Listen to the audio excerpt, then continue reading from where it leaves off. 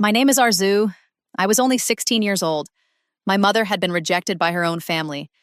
I used to tutor young children at home, and that's how we managed our household expenses. My mother wasn't that old, but the amount of pain and sorrow she had endured had aged her far beyond her years. Illnesses had surrounded her from all sides. At first, her sicknesses were manageable, but now her condition had become very serious. There was no doctor in our neighborhood. The nearest one was in another area, and getting there by rickshaw was expensive. My friend's brother was a rickshaw driver, so I pleaded with him to take us. Thankfully, he agreed. But when we reached the other neighborhood, we learned that there was only one doctor, and he only sat during specific hours. When we reached him, he was about to leave. I begged him, "Please check on my mother, but I don't have any money." He looked at me and said, "You want my time and you have no money? This is the time I go home. I won't see her." Tears welled up in my eyes. I felt heartbroken. These days, no one feels another's pain. One person may show kindness, but the next won't even care. Coming all the way here had become pointless. The doctor left, and I had to bring my mother home just the way I had brought her, untreated. My friend's house was right next to ours. We shared a wall. When I stepped out to fetch some water for my mother, I heard her brother scolding her. "Because of your friend, I had to go out in the middle of the night, and it was all for nothing. I lost my sleep and wasted my time. This kind of thing won't happen again in this house. If the horse becomes friends with the grass, what will it eat? These days, everyone is starving. No one puts their bread in another's mouth." His words pierced my heart. My mother kept moaning in pain until exhaustion finally overcame her and she fell asleep. The next morning, I asked my mother, "Why did your family treat you this way?" She replied, "In-laws are never good to anyone, but mine were especially cruel. They accused me of indecency and threw me out of the house. At that time, I was pregnant with you, but I didn't tell anyone. Had they known I was carrying their son's child, maybe they would have let me stay. But then, the moment you were born, they would have snatched you away from me and still thrown me out. So I never went back. I silently endured every injustice just so you wouldn't suffer the same fate." Then my mother began to cry again. "What kind of life have I even given you? I worked in people's homes, and yet today I have nothing. Now sick and old, I've become a burden to you." I held her hand and said, "Mothers are never a burden on their daughters, just like children aren't a burden on their parents. Don't worry, everything will be okay." I used to accompany my mother to the homes where she worked. Eventually, I got a cleaning job at the same places. I could have worked in 2 homes a day, but I always worried about leaving my mother alone. So I also started teaching kids at home. But the children made a lot of noise, and neighbors didn't like kids coming into our house. "They're just 2 women living alone, must be of bad character," people whispered. "There's no man in that house." God knows why they were thrown out of their own home. Their presence is inappropriate. Still, I kept going to work. But often someone from the neighborhood would come to inform me that my mother's health had suddenly worsened. I didn't know what to do anymore. Life had tightened around my neck. I started praying, "Please, God, don't let my mother get sick again." Whatever money I had went into food. Maybe if I could feed her well, she'd get better. But we could barely manage 2 meals a day, and even those came with great difficulty. My friend was kind. Despite everything, she always tried to help. I'd ask her to check on my mother while I was at work. "Come every half hour just to see how she's doing," I'd say. She would, but her family wasn't happy about it. "What are you, a nurse now? Maybe that woman has something contagious." "Stay away. Your friend's insane. Always befriending poor people. What do you even get from them? They only take advantage of you." I was stunned by how society thought. No empathy, no humanity. By now, my heart had grown so hardened that all I could think about was money. I used to say online, "Give me any kind of work. I'll even clean people's bathrooms if I have to. I just need money." I had come to understand one harsh truth. Without money, nothing is possible in this world. It's something you need every single day, and no one just gives it to you. Even if someone does, they come back asking for it. You have to earn it. But then, The one thing I feared the most happened. My mother's condition worsened once again. This time, I didn't even have enough money to take her to a doctor. I was completely lost, not knowing what to do. My mother kept saying, "I'm fine," over and over, son, but I could see it in her face and her trembling hands. She wasn't fine at all. She was only trying to comfort me. I didn't even have a single coin in my pocket, and somehow the night passed. The next day, I asked my mother, "What's my father's name?"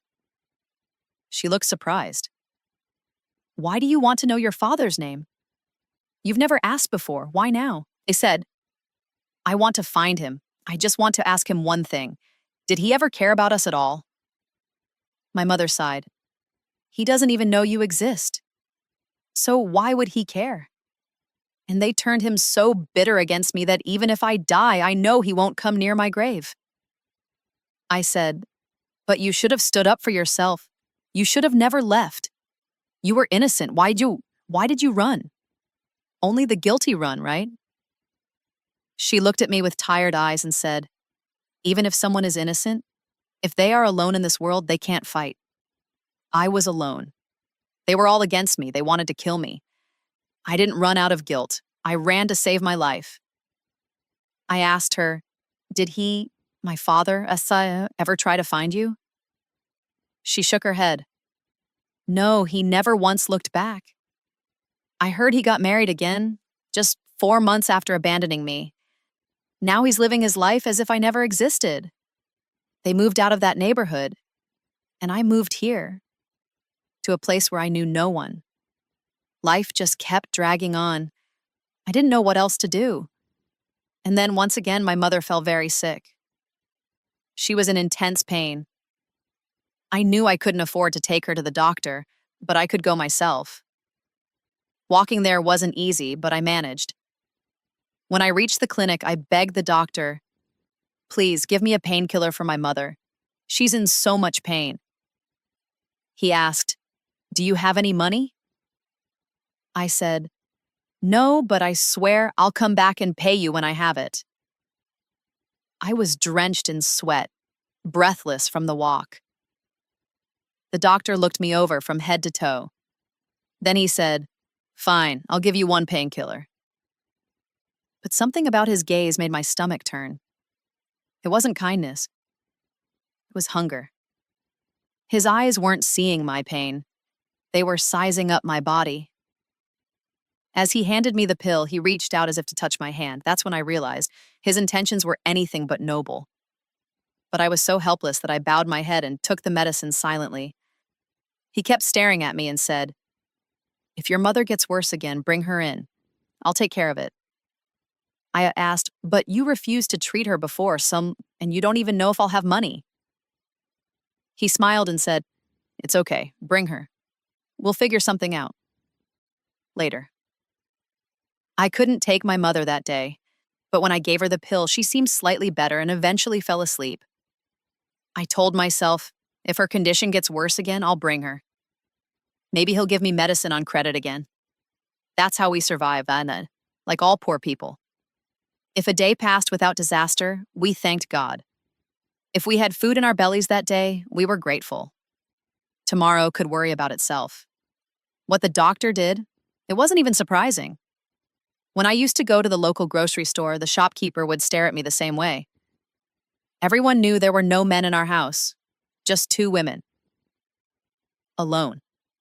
And I was beautiful. That beauty hadn't gone unnoticed, even though poverty had stolen the glow from my face and the smile from my lips. But the beauty itself, it still remained. I was drenched in sweat, my breathing scattered and heavy. The doctor looked at me from head to toe and finally said, "All right, I'll give you one painkiller." But it didn't seem like his conscience had suddenly awakened. No, the way he looked at me, it was with hunger in his eyes. As I reached out to take the pill, he tried to grab my hand. I immediately understood what he intended. His intentions were impure, but I was so helpless that day, so broken, that I simply lowered my head and silently accepted the medicine from his hand. His gaze remained fixed on me, studying every inch of my body. Then he said, "If your mother falls sick again, bring her to me. I'll treat her." I replied, "But you refused to help her before, and I still don't know if I'll even have money next time." He smirked and said, Don't worry, bring her. We'll settle the matter of payment. Somehow. That day, I didn't take my mother to the clinic because after I gave her the painkiller, she felt a bit better and managed to sleep. I told myself if her condition worsens again, I'll take her. Maybe he'll give the medicine on credit next time, too. We were poor people, barely surviving. If one day passed without tragedy, we thanked God. If we managed to eat even once that day, we called it a blessing. Tomorrow, that was tomorrow's problem. What the doctor did wasn't anything new. When I went to the local grocery store, even the shopkeeper looked at me the same way. Everyone knew there was no man in our house. Just two women alone. And I was very beautiful. That beauty hadn't gone unnoticed. It was a different matter that poverty had stolen the glow from my face and wiped away my smile, but my beauty itself had not faded. Mother used to say, Hansi, your father married me out of love. I was just as beautiful as you are, and that's exactly what his family couldn't tolerate. She told me that they accused her of indecency. Her own brother-in-law, my uncle, was involved. One day, my grandmother, her mother-in-law, sent her to the rooftop to fetch something. A little while later, she sent my uncle after her, and then locked the rooftop door from below. That uncle, who had been prepped in advance, stood a few feet away from her and started yelling loudly, Pobby, what are you doing? You should be ashamed. Stay away from me. But my mother hadn't done a single thing. She was just standing there in confusion. Moments later, when the door was broken open, the uncle immediately screamed, She watches me all the time. She keeps trying to tempt me to sin. She even told me she loves me and not my brother. My father, Hinas, the man who used to swear he loved my mother, changed in an instant. He didn't even give her a chance to defend herself. Without hearing her side, without a single question, he threw her out of the house. When he saw me on the rooftop with his brother, he didn't even wait to hear my side. My husband, Gianni, the man who once claimed to love me more than his own life, changed in a heartbeat. He didn't give me a chance to speak, to explain, to defend myself. He just threw me out of his house as if I meant nothing. I've lived with that memory every day. The injustice done to my mother. It haunted me constantly. And now the thought torments me. If I ever get married, would the same thing happen to me? Would my fate be just like hers?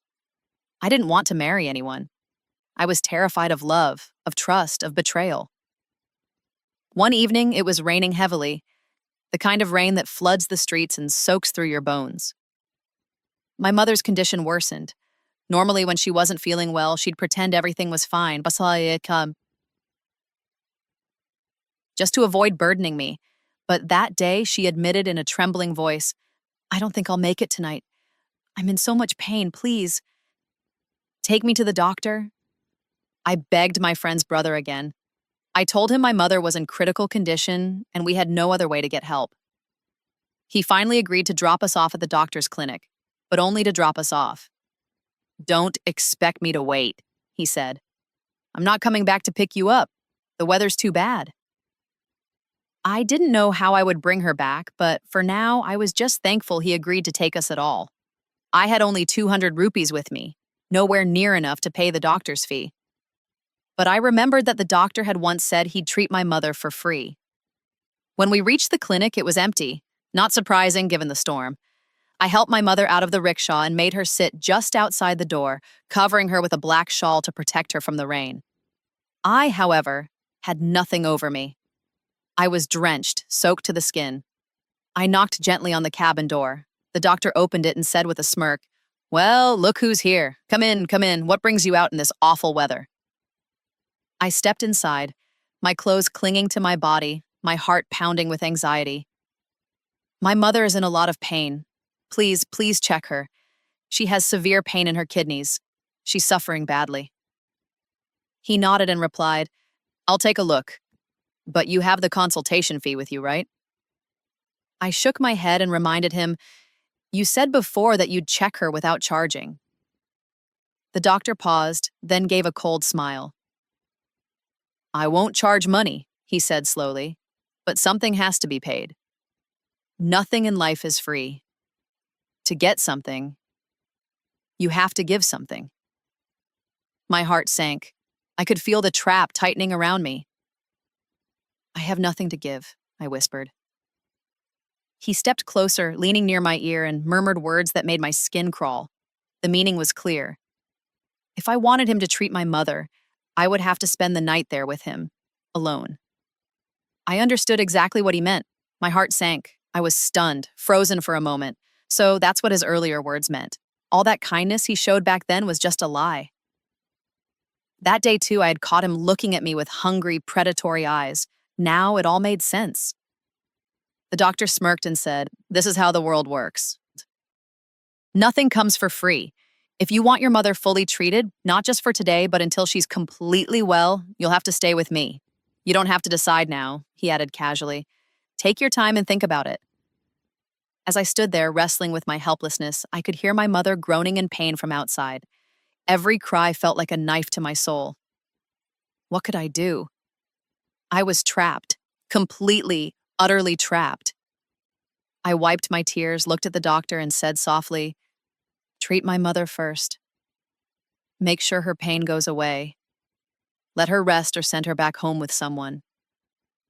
Then I will stay here with you tonight. But first, take care of her." He chuckled and said, "You're a smart girl. You understood the deal quickly. Don't worry, she'll be fine in no time. You said it's her kidneys, right? That's not serious. I'll handle it." His tone had suddenly changed. Now he was acting overly kind, as if my mother was his own relative. He began preparing things, humming to himself. "Let me set up the room," he said. "Bring her inside. I'll start with an ultrasound." I walked out to find my mother still groaning in agony. Her eyes were shut tight, her face twisted in pain. I somehow helped her up and said, "Come on, Mama, we're going to get you treated." She looked at me weakly and said, "But you don't have money for the doctor." I forced a smile. "He's a kind man. He said he won't charge us. He just wants to help. Sometimes humans are sent by God to help one another." My words were lies, and every lie burned in my chest like fire. But what else could I say? How could I tell my mother the truth? That he wanted to use me in exchange for her treatment?